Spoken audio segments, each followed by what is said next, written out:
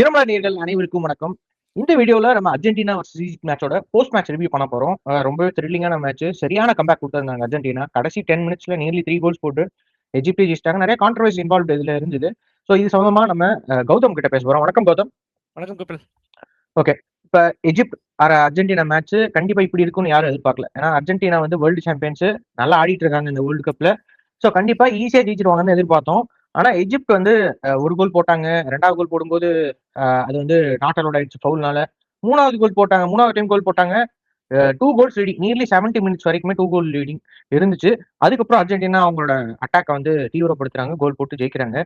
So இந்த மேட்ச்ல வந்து அர்ஜென்டினா ஃபர்ஸ்ட் ஒரு 70 மினிட்ஸ்ல வந்து சுத்தமா பெருசா எந்த த்ரெட்டும் பண்ற மாதிரி இல்லை. அட்டாக்ஸ் எல்லாம் பண்ணாங்க, நிறைய சேவ் பண்ணாரு கோல் கீப்பர். பட் இதுல வந்து டிஃபென்ஸ் வைஸா ஒரு பெரிய பிரச்சனை இருக்க மாதிரி தெரியுது அர்ஜென்டினாக்கு.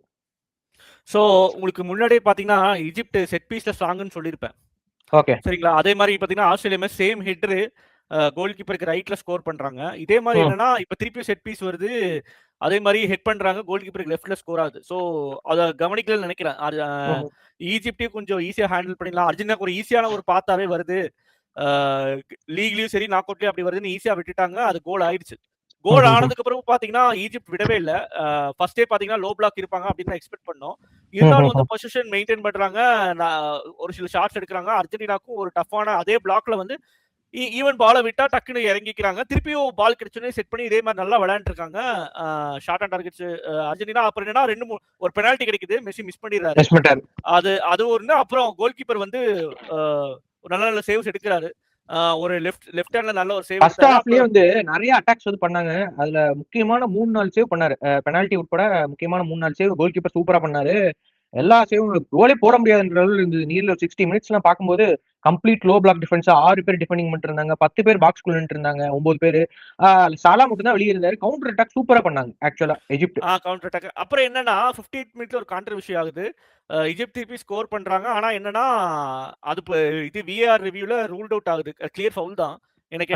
ஏன்னா வந்து பால வந்து இவர்கிட்ட லிசாண்ட்ரோ மார்டினஸ் கிட்ட தான் இருக்கு. அத வந்து கண்ட்ரோல்ல வச்சிருக்காரு அவரு. பிரச்சனைனா அவரு லாஸ்ட்ல சாலா வந்துட்டு கீழே விழுவாரு. அதுக்கு நீங்க ஃபவுல் தரல, 3வது கோல் ஏமாத்திட்டாங்க அர்ஜென்டினா அப்படின்னு சொல்லி எஜிப்ட் சொன்னாங்க. ஆக்சுவலா லிசாண்ட்ரோ மார்டினஸ் கிட்ட பால் கண்ட்ரோல்ல இருந்தது. 58வது நிமிஷத்துல கண்ட்ரோல்ல இருந்தப்ப அவர் காலம் மிதிச்சு அவரை தள்ளி விட்டு பால் எடுத்துட்டு போயிட்டாங்க. அது வந்து ஃபவுல்னு சொல்றீங்க. ஏன் சாலா கடைசி 3வது கோல் போறதுக்கு முன்னாடி ஆல்வரஸ் வந்து சாலா கிட்ட இருந்து பால் வாங்குவாரு. ஆக்சுவலா அவர் அந்த சாலா காலு கீழே இருக்க பால வின் பண்ணிடுவாரு. அவர் பின்னாடி போயிடும் அந்த பால். அந்த விஷயம் விஷயத்துல நான் பார்த்தது சொல்றேன். ஆக்சுவலா என்னன்னா ஆல்வரஸ் பால் வின் பண்ணி பால் வந்து சாலா பின்னாடி போயிடும். சாலா காலே கொண்டு போய் ஆல்வரஸ் கால அவரே கொண்டு போய் முட்டுவார். அவரே கொண்டு போய் முட்டுப்பாரு. முட்டிட்டு அவரே கீழே விழுந்துட்டு. ஆக்சுவலா வந்து இதுக்கு வந்து உலகத்திலே பெரிய ரெஃபரி வந்து ஜியோனா. அவர் தான் வந்து ஒரு பெரிய referee. Italy world cup 2002 world cup finals இதெல்லாம் முக்கியமான மேட்சஸ் எல்லாத்தையும் அவரே சொல்றாரு. என்ன சொல்றாருன்னா, இந்த மாதிரி ஈஜிப்ட் கேப்டன் சாலாக்கு வந்து நீங்க எல்லோ கார்டு கொடுத்துருக்கணும், அவர் டெலிபரேட்டா எக்ஸாஜரேட் பண்ணி அவரே விழுந்திருக்காரு அப்படின்னு சொல்றாரு. ஆக்சுவலா இதை வந்து ஈஜிப்டியன்ஸா இருக்கட்டும், இல்ல வந்து அர்ஜென்டினா ஹேட் பண்றவங்க, மெஸ்ஸி ஹேட் பண்றவங்க யாருமே ஒத்துக்க மாட்டேன்றாங்க. ஆக்சுவலா இது சாலாவே கால் அடிச்சு அவரே விழுகிறாரு. இப்ப நீங்க நிறைய பேர் பாத்தீங்கன்னா ஃபுட்பாலை வந்து எல்லாருமே உலகத்துல ஃபாலோ பண்ணுவாங்க. பில்லியன் கணக்கான இது பீப்புள் வந்து ஃபாலோ பண்றாங்க. இதுல பாத்தீங்கன்னா லாஸ் ஆஃப் த கேம் வந்து கரெக்டா தெரிஞ்சவங்க வந்து பாத்தீங்கன்னா ஒரு 10,000 பேர் டு ஒரு 1,00,000 பேர் தான் இருப்பாங்க. ஓகேவா? அது போக அந்த லாஸ் ஆஃப் த கேம் தெரிஞ்சும் அதை ப்ராப்பரா இம்ப்ளிமெண்ட் பண்ணி அந்த இன்டர்பிரேஷன் கரெக்டா செய்ய தெரியணும். அது பாத்தீங்கன்னா அவ்வளவுதான் இருப்பாங்க. அவங்க கிட்ட எல்லாம் கேட்டீங்கன்னா 2 விஷயமும் கரெக்டா தான் பண்ணுவாங்க. அர்ஜென்டினா வந்து கடைசியில 3 கோல் அடிச்சதுனால வந்து இது தீராச்சு நம்ம யாருமே சொல்லக்கூடாது. 1. 2வது பாத்தீங்கன்னா நீங்க சொன்ன மாதிரி ஃபர்ஸ்ட் ஒரு ஃபவுல் கொடுத்து இப்படி ஆயிடுது. கடைசியில வந்து என்னன்னா 2 விஷயம் இருக்கு ஃபுட்பால்ல. யாரு கான்டாக்டை இனிஷியேட் பண்றாங்க, டுவர்ட்ஸ் யார் பண்றாங்க. சாலா தான் வந்து ஆல்வரஸ் மேல கான்டாக்டை இனிஷியேட் பண்றாங்க. சோ அந்த பாயிண்ட யோசிச்சு என்னங்கிறது பொறுமையா. இதுல விஷயம் என்னன்னா, அப்படியே கான்டாக்ட் பண்ணியிருந்தாலும் ஒரு கால்ல தான் கான்டாக்ட் பண்றாங்க. இன்னொரு கால் என்ன பண்ணுச்சு, சாலா கால பேலன்ஸ் பண்ணலாமே, ஏன் விழுகிறாரு அவரு? அதுல எனக்கு லாஜிக்கே இல்ல சுத்தமா. ஈஜிப்ட் வந்து ஈஜிப்ட் கோச் சொல்றாரு, இந்த மாதிரி அர்ஜென்டினாவுக்கு வந்து ரீட் பண்ணிட்டாங்க மேட்ச், அர்ஜென்டினாவை ஃபைனல்ஸ் கொண்டு போக போறாங்க, ஜெயிக்க வைக்க போறாங்க அப்படி இப்படின்றாரு. சரி, ஓகே. இதுல வந்துட்டு அந்த கண்டிப்பா அதை பார்த்திருப்பாரு. ஏன்னா மேட்ச் தோத்தா நார்மலா எந்த வேர்ல்டு கப்லயா இருக்கட்டும், எந்த டீமா இருக்கட்டும் சாக் பண்ணிடுவாங்க கோச்சை. அதுதான் வந்து நிறைய நேஷனல் டீம் பண்றது. அதுக்கு பயந்துட்டு இவர் என்ன பண்றாரு, ஏதோ ஒரு கான்ட்ரவர்சியை கொண்டு வரணும், ஏதோ ஒன்று உருவாக்கணும், வந்து மெஸ்ஸிக்கு அகேன்ஸ்டா அர்ஜென்டினா அகேன்ஸ்டா உருவாக்கணும்னு சொல்லி அவர் வேலையை தக்க வைக்கிறதுக்காக இந்த மாதிரி விஷயம்லாம் பண்ணிட்டு இருக்காரு. இல்ல இது ஒரு அவுட் சைட் பாயிண்டாவும் எடுத்துக்கலாம், நம்ம இது பண்ணலாம். இப்போ என்னன்னா அது டிஃபரெண்ட் டீம் கிட்ட மாறும். இப்போ ஜெர்மனி ஏன் ஸ்டாக் பண்றாங்கன்னா அவங்க 4 டைம் வேர்ல்ட் கப் ஜெயிச்சாங்க, அந்த ஸ்டாக் பண்றாங்க. மற்ற டீம் எல்லாம் எக்ஸ்பெக்ட் பண்ண ரிசல்ட் கிடைக்கல. ஆனா ஈஜிப்டுக்கு இது ஓவர் ரிசல்ட்டே கிடைச்சிருச்சு. எக்ஸ்பெக்ட் பண்ணதை விட அவங்க அச்சீவ் பண்ணிட்டே சொல்லலாம். ஸோ அவங்க கண்ட்ரி ஸ்டாக் பண்ண ஒரு போறதுல என்ன அவங்க போனாலும் அவங்களுக்கு உண்டான ரெஸ்பெக்ட். இப்போ கேபவடி பார்த்தீங்கன்னா நிறைய பீப்புள் வந்திருந்தாங்க, அந்த மாதிரி தான் பண்ண போறாங்க. அப்ப அவங்க அவர் அப்படி நினைச்சு பண்ணாருன்னா அந்த விஷயம் தேவையே கிடையாது. ஒரு சைடு இது ஒரு அவுட் சைட் பாயிண்டா நம்ம பாக்குறோம். இன்னொன்னு என்னன்னா எஜிப்ட் டீம் கோச் அவங்க ஸ்டாஃப்ஸ் எல்லாமே ரொம்ப அக்ரெசிவா இருக்காங்க. இது ஒரு அக்ரெசிவா இருக்க வேண்டிய விஷயமே கிடையாது. இது ஒரு சாதாரண விஷயம். இப்ப நார்மலா இப்ப ஒரு மேட்ச்ல வந்து அகேன்ஸ்டா வரும், சப்போர்ட்டா வரும். ஆனா இந்த மேட்ச்ல எனக்கு அகேன்ஸ்டா ஈஜிப்ட் அகேன்ஸ்டா எதுவுமே போன மாதிரி தெரியல. பிரெஞ்சு என்னதான் பிரெஞ்சு ரெஃபரி பண்ணிருந்தாலுமே இப்ப அர்ஜென்டினா உள்ள வரணும்னு யாரும் பண்ணிருக்க மாட்டாங்கல்ல. பிரெஞ்சு ரெஃபரி பிரான்ஸ் போட்டியா இருக்கிறது அர்ஜென்டினா தான். யாருமே அந்த மாதிரி பண்ண மாட்டாங்க. அப்படியே பண்ணிருந்தாலும் அர்ஜென்டினாக்கு அகேன்ஸ்டா தான் பண்ணிருப்பாங்களே தவிர ஈஜிப்டுக்கு அகேன்ஸ்டா யாரும் பண்ணிருக்க மாட்டாங்க. ஏன்னா பிரான்ஸுக்கு அர்ஜென்டினா வந்தாதான் கஷ்டம், ஈஜிப்ட் வந்தா அவங்களுக்கு பிரச்சனை கிடையாது. ஈஸி தான் அது ஒண்ணு. இது பாயிண்ட் அவர் யோசிக்கணும், எல்லாருமே யோசிக்கணும். அப்புறம் பாத்தீங்கன்னா இப்ப நிறைய கான்ட்ரோவர்சி சொல்றாங்க இல்லையா, ரொனால்டோக்கே வந்து அயர்லாந்து மேல ரெட் கார்டு வாங்கிட்டாரு. அதுக்கப்புறமும் வந்து 3 மேட்ச் பேன் ஆக வேண்டியது 1 மேட்ச் தான் பேன் போட்டாங்க. அவருக்கு ரெட் கார்டு ரிமூவ் பண்ணிட்டு வேர்ல்ட் கப்ல ஆட விட்டாங்க. அப்புறம் பாத்தீங்கன்னா பிரேசிலுக்கே செகண்ட் பெனால்டி வந்து அந்த ஓஸ்டிகார்டு வந்து எல்போ போட்டேன்னு சொல்றாங்க. ஆனா பால் வின் பண்ணிடுறாரு. அவர் வந்து பால் அதை அடிச்சுட்டு அப்புறம் தான் எல்போ வருது. அது பெனால்டி ரெஃப்ரியோட டிஸ்கிரிப்ஷன் தான். கொடுக்காம இல்ல, கொடுத்தாலும் இது பண்ணலாம். சோ நிறைய அதாவது வந்து ஆன் த ஃபீல்ட் ரெஃப்ரி ஒப்பீனியன்ஸ்க்கு அவருக்கு பவர் இருக்கு. அவரு அப்புறம் பாத்தீங்கன்னா அட்வான்டேஜ் தான் கரெக்டா அப்ளை பண்றாரு. இதுக்கு அட்வான்டேஜ் அப்ளை பண்ணி தான் உங்களுக்கு தேர்ட் கோல் வரவே வராது.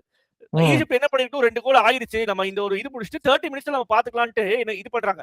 அப்ப 2018ல பாத்தீங்கன்னா பெல்ஜியம் ஜப்பான் மேட்சும் பெல்ஜியம் இப்படிதான் ரிட்டர்ன் ஆவாங்க. அப்ப நம்ம அது கான்ட்ரோவர்சி நம்ம சொல்ல முடியாது. 3 கோல் போட்டு லீக் மேட்சஸ்ல இந்த மாதிரி மேட்ச் எல்லாம் நிறைய டைம் வராது. இப்ப கடைசி 10 நிமிஷத்துல கம்பேக் பண்றது, இப்ப பெல்ஜியம் செனகல்ல கடைசி 5 நிமிஷத்துல கம்பேக் பண்ணாங்க. சோ அந்த மாதிரி மேட்ச் எல்லாம் நிறைய வரும். அப்ப அந்த மேட்ச் எல்லாம் வரும்போது இந்த மாதிரி ரிக் பண்ணிட்டாங்க எல்லா டைமும் இந்த மாதிரியே சொல்லிட்டு இருந்தா அப்புறம் அந்த மாதிரி மேட்சுக்கு என்ன ஒரு வேல்யூ இருக்கும்ன்ற இதே பாத்தீங்கன்னா பெல்ஜியம் பெனால்டி எக்ஸ்ட்ரா டைம்ல அப்படிதான் சொல்றாங்க.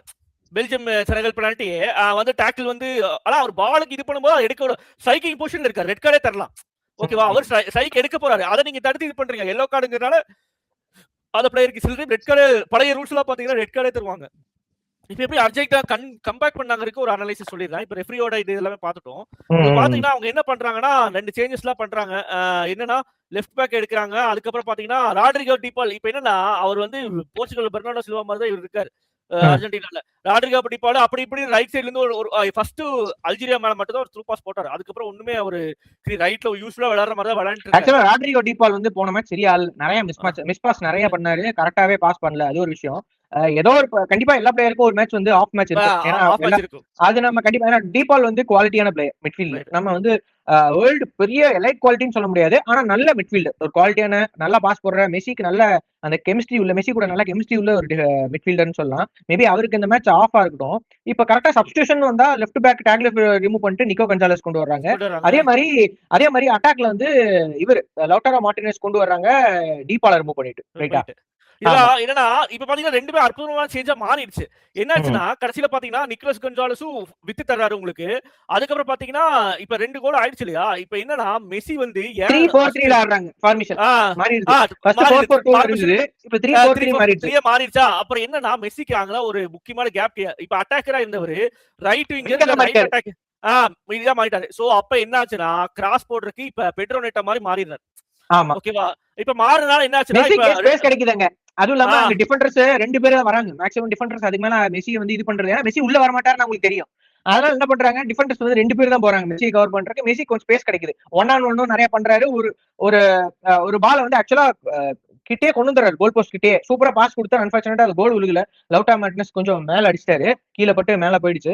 பட் ஆனா மெஸ்ஸி வந்து விங்கில் ஆடும்போது அவர் த்ரெட் இன்னும் அதிகமா இருக்கிற மாதிரி தெரியுது. எனக்கு தெரிஞ்சு 4-4-2 காம்பினேஷனோட அவங்க 3-4-3 ஆட வைக்கலாம், இல்ல 4-3-3 கூட அவங்க ட்ரை பண்ணலாங்கிற மாதிரி. அடுத்த மேட்ச் ஆனா சுவிட்சர்லாந்து மேல தான் எக்ஸ்பீரியன்ஸ் பண்ணாலும் பண்ணுவாங்க, இன்னும் பெரிய ரிஸ்க் கிடைக்க போறதுல. விங்கில வந்துட்டு சிமியோனை யூஸ் பண்ணும், டீபாலுக்கு பதிலா சிமியோனை யூஸ் பண்ணலாம். ஏன்னா பயங்கர த்ரெட்டா இருப்பாரு விங்கில அவரு. அவர் யூஸ் பண்ணா ஆமா ஈஸியா கோல் வரும். செம பேஸ் வேற. அவர் வந்து லெஃப்ட் பேக் யாரா இருந்தாலுமே வந்து அவர் ட்ரிபிள் பண்ணி பாஸ் ஆகி கொண்டு வர ஆளு. சோ கண்டிப்பா லெஃப்ட் பேக்ல வந்துட்டு பெரிய பிரச்சனை இருக்கும் சிமியோனை இருந்தா. அது ஏன் வந்து இன்னும் அர்ஜென்டினா எக்ஸ்ப்ளாய்ட் பண்ணாம இருக்காங்கன்னு புரியல. இப்ப என்ன பாத்தீங்கன்னா நான் இன்னும் ஸ்கலோனி வந்து செட் ஆகலன்னு அப்படி சொல்லிட்டு இப்ப செட் பண்ணிட்டாரு, இனி வர மேட்சஸ்ல கண்டிப்பா பண்ணுவான்னு எதிர்பார்க்கறேன். இப்ப இந்த மாதிரி பிரச்சனை போது பின் பாயிண்ட் அக்யூரசி கிராஸ் போடுறாரு. அப்புறம் டிஃபென்ஸ்ல இருந்து எல்லாருமே வந்துடுறாங்க ஹெட்டிங். ரெமோரோ எல்லாம் போன மேட்ச் ஹெட் பண்ணாரு, அப்படி டிஃபெண்டர்ஸ் எல்லாம் வந்தாங்க, ஹெட்டிங் ஒரு சரியான இதாயிருது. திருப்பி நாங்க மெஸ்ஸிக்கு கரெக்டா கேப் இன்னொரு இதுல ஷாட் எடுக்கிற மாதிரி கேப் கொடுத்தாங்க. ஃபர்ஸ்ட் கிராஸ் போடுற மாதிரி முன்னாடி விட்டாங்க, இப்ப ஷாட் எடுக்க மாட்டாங்க. நல்ல ஒரு ஷாட் செகண்ட் கோல் ஆயிருது. இப்ப ஈஜிப்ட் பண்ண மிஸ்டேக் என்னன்னா டிஃபெண்ட் பண்ணிருக்கணும். ஃபுல்லுமே இருந்து 6 நிமிஷம் தான் இருக்கு extra time, sorry injury time இருக்கு. இல்ல என்னன்னா best defence is to attack, அதுதான் வந்து கரெக்டா இருக்கு. இல்ல அது டைம் பொறுத்து அது கரெக்ட் தான். ஃபர்ஸ்ட் ஒரு கோல் போட்டாங்க, அப்புறம் கம்ப்ளீட்டா டிஃபென்ஸ் போயிட்டாங்க ஈஜிப்ட். ரெண்டாவது ஒரு கோல் போட்டாங்க கவுண்டர் அட்டாக்ல, திருப்பி எல்லாம் அப்படியே டிஃபென்ஸ் போயிட்டாங்க. எப்பவுமே மேக்ஸிமம் பார்த்தோம்னா இந்த மேட்ச்ல மெஜாரிட்டி டைம் லோ பிளாக்ல தான் ஈஜிப்ட் இருந்தது. பெருசா எனக்கு தெரிஞ்ச இந்த கேபோ வெர்டே மாதிரி கொஞ்சம் அட்டாக் பண்ணி ஆடல. ஆக்சுவலா அர்ஜென்டினா பிரச்சனை என்னன்னா பிரசிங். அந்த பிரசிங் வந்து ஈஜிப்ட் பண்ணவே இல்லை, இந்த மேட்ச் பூராமே பண்ணல. ஃபர்ஸ்ட் கொஞ்ச நேரம் இருந்தது, அப்புறம் சுத்தமா பிரசிங் இல்ல. கோல் போட்டப்போ கம்ப்ளீட் லோ பிளாக்கா மாறிட்டாங்க. அந்த இடத்துலதான் வந்து அர்ஜென்டினாக்கு ஒரு நல்ல வாய்ப்பா போயிடுச்சு. ஏன்னா அர்ஜென்டினா ஃபர்ஸ்ட் 60 நிமிஷம் வரைக்குமே வந்து இப்ப லோ பிளாக்ன்றனால கிராஸ் போடவே இல்லை அர்ஜென்டினா. 60 நிமிஷம் வெளிய இருந்து அவுட் சைட் கோல் தான் ட்ரை பண்ணிட்டு இருந்தாங்க, வரல. அப்படிங்கும் போது மெஸ்ஸி விங்கரா மாறினதுக்கு அப்புறம் அவர் ஃபுல்லா கிராஸ் தான் போட்டு இருந்தாரு, அதிகமா கிராஸ் போட்டு இருந்தாரு. அப்புறம் உள்ள கொண்டு போய் கிராஸ் கொடுத்தாரு, கிரவுண்ட் கிராஸ் கொடுத்தாரு, இந்த மாதிரி கிராஸ் தான் அதிகம் கொடுத்துட்டு இருந்தாரு. அதுக்கு எஜிப்ட் கிட்ட சொல்யூஷன் இல்லை. அதுவும் இல்லாம மெஸ்ஸியை பத்தி நம்ம பேசணும்னா மெஸ்ஸி வந்து பெனால்டி மிஸ் பண்ணி ஒரு கோல் போட்டு ஒரு அசிஸ்ட் பண்ணிருக்காரு. இது வந்து சீரியஸா இது வந்து ஒரு கேப்டன் கண்டிப்பா அவர் மிஸ் பண்ணதை அவரே சரி பண்ணிருக்காரு. இதுதான் வந்து ஒரு லீடர்ஷிப்போட ரொம்ப முக்கியமான விஷயம். இப்ப தப்புங்கிறது எல்லாருக்குமே நடக்கும். மெஸ்ஸி வந்து 2 பெனால்டி விட்டுருக்காரு இந்த வேர்ல்டு கப்ல. அதுல என்னன்னா வேர்ல்டு கப்ல அதிக பெனால்டி எடுத்தது இவர் தான், அதிக மிஸ் பண்ணதுமே அவர் தான். இதுல 8ல 4 மிஸ் 4 தான் போட்டிருக்காரு பெனால்டி. பெனால்டிங்கிறது எல்லாத்துக்குமே ஈஸியான கிக். ஆனா மெஸ்ஸிக்கு வந்து பெனால்டி ரொம்ப கஷ்டமா இருக்கு, ஃப்ரீ கிக் ஈஸியா இருக்கு. அதுதான் ஒரு ஆச்சரியமா இருக்குது. ஃப்ரீ கிக் வரவே இல்ல இந்த மேட்ச். ஏன்னா Egypt out side the box வந்து ஒரே ஒரு ஃபவுல் தான் பண்ணாங்க. ஃப்ரீ கிக் ஒன்னு அடிச்சாரு, ஒன்னு தான் அடிச்சாரு, அவ்வளவுதான். அது கோல் அக்யூரேட்டா அடிச்சாரு. ஆனா அது வந்து லெஃப்ட் சைடுல வந்துருச்சு, ரைட் சைடுல வந்தா கூட போற ப்ராபபிலிட்டி ஜாஸ்தி அவருக்கு அப்பதான் வரும். சோ அப்ப என்னன்னா ஈஜிப்ட் வந்து என்னன்னா ஒரு ஆளை நீங்க மார்க் பண்ணீங்கன்னா புடிச்சிருக்கலாம் மெஸ்ஸிய, ஆனா அந்த ஒரு ஆளை மார்க் பண்ணக்கு மறந்துட்டாங்க. ரெண்டாவது கோல் வந்ததுக்கு அப்புறம் என்னன்னா அப்ப திருப்பி அட்டாக் பண்ணக்கூடாது. என்னன்னா இன்ஜுரி டைம் இருக்கு நம்ம சொல்லிட்டு ஜப்பானோட மிஸ்டேக் பண்ணிட்டாங்க 2018. என்ன பண்ணிட்டு 6 நிமிஷம் கழிச்சு எக்ஸ்ட்ரா டைம்ல பாத்துக்கலாம். ஏன்னா அர்ஜென்டினா வந்து ஃபார்மேஷன்ல வாங்கி கன்ஃபியூஷன்ல இருக்காங்க. நீங்க திருப்பி கரெக்டா விளையாண்டீங்கன்னா கோல் போடுறதுக்கு வாய்ப்பு இருக்கு. அப்ப என்னாச்சு, கரெக்டா கவுண்டர் அட்டாக் விட்டுட்டாங்க. ஃபவுலுக்குலாம் கிளைம் பண்ணிட்டு கவுண்டர் அட்டாக் விட்டாங்க. கரெக்டா சப்ஸ்டிடியூஷன் மாதிரி மார்டின் வச்சு சரியான கிராஸ் போட்டாரு. என்ஜோ பெர்னாண்டஸ் வந்து ஃபுல் மேட்சும் ரன்னிங் கொடுத்து ஹெட்டிங் பிளேஸ்மென்ட் ஆல்வரஸ் வந்து பாஸ் போடும்போது ஆக்சுவலா மெஸ்ஸி தான் வந்து நீங்க என்ஜோ இது லவுட்டாரோ மார்டினஸ் பாஸ் போடுன்னு சொல்லி இதெல்லாம் எந்த ஸ்டாட்ஸ்ல எங்கேயும் வராது. பட் இதெல்லாம் ரொம்ப அதிகம் காட் லெவல் திங்கிங்ல போயிட்டு இருக்கு இதெல்லாம். ஆமா, அது கிராஸ் பாருங்க, என்ஜோ பெர்னாண்டஸ் கரெக்டா டிஃபெண்டர் பார்த்துட்டு டிஃபெண்டர் முன்னாடி ஓடிட்டு கடைசியில என்ன பண்ணிட்டாரு, பின்னாடி பேக் ஆயிட்டாரு. அதனால ஈஸியா போயிடுச்சு, அவர் ஹெட்டிங் பண்றது ஃப்ரீ ஹெட்டரா போயிடுச்சு. பின் பாயிண்ட் அந்த தலையை வந்து கரெக்டா திருப்பணும். ஏமாந்தா வந்து கோல் கீப்பர் கைக்கே போயிடும். அது என்னன்னா ரொம்ப ஃபோர்ஸ் கொடுக்காம உங்களுக்கு கரெக்டா பிளேஸ் ஹெட்டர் கரெக்டான ஃபோர்ஸ்ல சைடுல போட்டு போஸ்ட் அடிக்கிறதுக்கு வாய்ப்பு இருக்கு. கரெக்டா பிளேஸ் பண்ணாரு, ஜீனியஸ் கோல், ஜீனியஸ். அது என்னன்னா இப்ப லைனல் ஸ்கேலுக்கு அவர் என்னென்ன தப்பு பண்றாரோ அதுவே ஒரு லக்கா வந்து பாசிட்டிவா மாறிடுதா என்ன ஒரு இது இருக்குன்னு சொல்லலாம். இப்ப அவர் வந்து புரிஞ்சிருப்பாரு, அடுத்த மேட்ச் கண்டிப்பா சேஞ்ச் பண்ணும். சுவிட்சர்லாந்து ஃபார்மேஷன் எனக்கு செட் ஆகலன்னு தோணுது. விங்க மெஸ்ஸி விங்கரா ஆட வச்சாதான் உங்களுக்கு த்ரெட்டே. மெஸ்ஸி வந்து கொஞ்சம் ஃப்ரீயா ஆட வச்சா ஈஸியா கோல் போடுவார் அவரு. விங்கரா ஆட வைக்கிறதா எனக்கு கரெக்ட் தோணுது. இந்த அர்ஜென்டினாலே முக்கியமான ஒரு பிளேயர்னா இந்த மேட்ச்ல பாரடைஸ். ஏன்னா பாரடைஸ் பயங்கரமான இன்டர்செப்ட். அதுவும் அந்த ஆக்சுவலா 3 பேர் அர்ஜென்டினால 2 பேர் தான் வராங்க, பின்னாடி ஒருத்தர் வராரு. 4 பேர் வந்துட்டாங்க. ஆக்சுவலா 4 பேர் ஃபார்வர்ட் ஓடி வராங்க, அவர் மட்டும் தான் பின்னாடி இருக்காரு பாலுக்கு முன்னாடி. கரெக்டா இன்னும் தோணுச்சே தெரியல, பின்னாடி போயிட்டு டக்குன்னு முன்னாடி வந்து ஸ்டாப் பண்ணாரு. ஆக்சுவலா அது விட்டு இருந்தா கோலே போட்டுருப்பாங்க கன்ஃபார்ம், அது டவுட்டே கிடையாது. ஏன்னா அது பாஸ் பண்ணக்கூடிய யாருன்னா ஒமார் மர்மூஷ் சிட்டியோட பிளேயர். அவர் போய் அது என்னன்னா கரெக்டா பின்னாடி போய் முன்னாடி அதுதான் சென்ஸ் ஆஃப் த கேம். ஓகேவா, அவர் ஃபுல் மேட்சும் அந்த ரோல்ல விளையாடுறாரு, எல்லாரும் அட்டாக் போயிட்டாங்க, இவர் ஒருத்தர் தான் டிஃபெண்ட் பண்ணும் கவுண்டர் இது பண்ணுங்கிறது அதான் சென்ஸ் ஆஃப் த கேம். எக்ஸ்பீரியன்ஸா கரெக்டா யூஸ் பண்றாங்க. சோ ஒரு சைடு ஃபார்ச்சூன் ஃபேவர்ஸ் பிரேவ்னு சொல்லுவோம், அதுவும் வேலையா இருக்கு. அது போக எடுத்த ரிஸ்க் எல்லாம் கிஃப்டா இருக்கு. ஆப்போசிட்டாவும் நடந்திருக்கலாம், பட் அர்ஜென்டினா கொஞ்சம் லக் இருந்துச்சுன்னே சொல்லணும். அதுவும் கரெக்ட்டா. ஈஜிப்ட் பிளேயர் ரொம்ப முக்கியமா பார்க்க வேண்டிய பிளேயர்னா ஹசீம் ஹசன். ஏன்னா அவர் ஆண்டது டிஃபெண்டே பண்ண முடியல அவனால. லிட்டரலா வந்து லெஃப்ட் பேக்னால அவரை டச்சே பண்ண முடியல. ஒரு கோல் டிஸ்அலவுட் கோல். ஆனா அவர் ட்ரிபிளிங் கொண்டு போய் சாலா கரெக்டா அந்த பாக்ஸுக்கு முன்னாடி கொடுக்குறாரு பாஸ். அது வரைக்குமே பந்த கொண்டு போயிட்டாரு தனியால. 3 பேர்த்த கிராஸ் பண்ணி நட்மெக் எல்லாம் பண்ணி கொண்டு போய் அவரை வந்து மேட்ச் பூராவே கண்ட்ரோல் பண்ண முடியல. டேக்லியோ கண்ட்ரோல், ஏன்னா செம்ம பேசா இருக்காரு அவரு. அந்த பேச வந்துட்டு எப்படி அர்ஜென்டினா கிட்ட விங்ல 2மே வீக்னஸ் தான். அர்ஜென்டினாக்கு. ஏன்னா விங்ல பேச நல்லா ஸ்பீடா ஓடுற பிளேயர் இருந்தாதான், இப்ப நூனோ மெண்டிஸ் மாதிரியோ இல்ல வந்து ஹக்கீமி மாதிரியோ பிளேயர்ஸ் இருந்தா மட்டும்தான் விங்ல வந்து நமக்கு டிஃபென்ஸுக்கு ஈஸியா இருக்கும். ஆமா, இவங்க 2 பேரும் அட்டாக் பண்ணும்போது நல்லா பண்றாங்க. ஆனா அந்த டிஃபென்ஸ், அந்த அட்டாக்ல இருந்து டிஃபென்சிவ் டிரான்சிஷன் ரொம்ப ஸ்லோவா இருக்கு. அதுதான் வந்து அர்ஜென்டினா பிரச்சனையா இருக்கும்னு தோணுது. ஆமா, அதான் ரொம்ப பிரச்சனையா இருக்கும்னு தோணுது. இப்ப சென்டர்ல பார்த்தோம்னா நம்ம கிறிஸ்டியன் ரொமேரோ, லிசாண்ட்ரோ மார்டினஸ் ரொம்ப அருமையா இருக்காங்க 2 பேரும் வந்து டிஃபென்ஸ் அருமையா இருக்காங்க. ஆனா அந்த விங்ல இருந்து அட்டாக் தான் அர்ஜென்டினா பெரிய பிரச்சனையா இருக்கும். அஹெடா நம்ம போகும்போது சுவிட்சர்லாந்துல கூட அவ்வளவு பெரிய பிரச்சனை இருக்காது. ஆனா அதை தாண்டி போகும்போது தான் இங்கிலாண்டோ இல்ல வந்து நார்வேவோ இல்ல வந்து பிரான்ஸ், ஸ்பெயின்லாம் வரும்போது ரொம்ப டேஞ்சரா இருக்கும். அதுக்கு இவங்க என்ன சொல்யூஷன் கொண்டு வர்றாங்க அப்படிங்கறத நம்ம கண்டிப்பா லியோனல் ஸ்காலனி மூலியமா நம்ம பார்க்கணும். மேபி விங்கர்ஸ் அவங்க மாத்தினா கொஞ்சம் பெட்டரா இருக்கும். சிமியோனை யூஸ் பண்ணா டிஃபென்ஸ்க்கும் பயன்படுத்தலாம் அந்த இடத்துல. மேபி அந்த மாதிரி ஏதாவது சேஞ்ச் பண்ணா கொஞ்சம் பெட்டரா இருக்கும்ங்கிறது நம்ம பார்க்கலாம். ஓகே, நெக்ஸ்ட் மேட்ச் அர்ஜென்டினாக்கு வந்து சுவிட்சர்லாந்து கூட வரப்போகுது. கொலம்பியா சுவிட்சர்லாந்து, கொலம்பியா தான் எதிர்பார்த்தோம். அன்பார்ச்சுனேட்டா சுவிட்சர்லாந்து தான் அவங்களாவே விட்டு கடைசியில இது எப்படின்னா மெஸ்ஸிக்கு ஃபிஃபாவே போட்டு கொடுத்த மாதிரி பண்ணிட்டாங்க. இதுல வந்து என்ன போச்சுன்னா ஃபிஃபா பிரசிடென்ட் இன்ஃபான்டினோ வந்துட்டு நேரா கொலம்பியா சுவிட்சர்லாந்து கூட போய் இந்த மாதிரி அவங்க அப்படி ஆட மாட்டாங்க, நீங்க வந்து நீங்க தான் உள்ள போறீங்கன்னு இன்ஃபான்டினோவே கொலம்பியாவும் சுவிட்சர்லாந்து இது இன்ஃபான்டினோ வந்து சுவிட்சர்லாந்து நேஷனாலிட்டி தான். சுவிட்சர்லாந்து இத்தாலி டுவல் நேஷனாலிட்டி வச்சிருக்காரு. இது என்ன போகுது தெரியல, அது பாக்கணும். அது என்னங்கிறத நம்ம பாக்குறோம். சரி, ஓகே, அது நம்ம அடுத்த வீடியோல கண்டிப்பா பேசுவோம். நம்ம குவார்டர் ஃபைனல்ஸ் முக்கியமா வரப்போகுது. இதுல இருந்து எல்லா வீடியோமும் ரிவ்யூ நம்ம பண்ண போறோம். தொடர்ந்து இருந்துங்கள். நல்ல வீடியோ சந்திப்போம் next time. Until then, bye from Kapil Murugesh and Gautam.